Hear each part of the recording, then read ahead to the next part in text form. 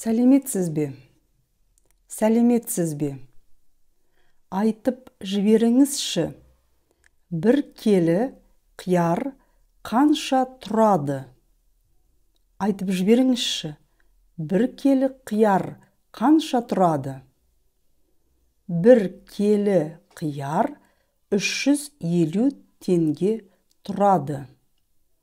Бір келі қияр 350 теңге тұрады. Қымбаттырақ екен. Бағасын түсірмейсіз бе? Қымбаттырақ екен. Бағасын түсірмейсіз бе? Жақсы, 300 теңгеге алыңыз. Жақсы, 300 теңгеге алыңыз. Сізге неше келі қияр өлшеп берейін?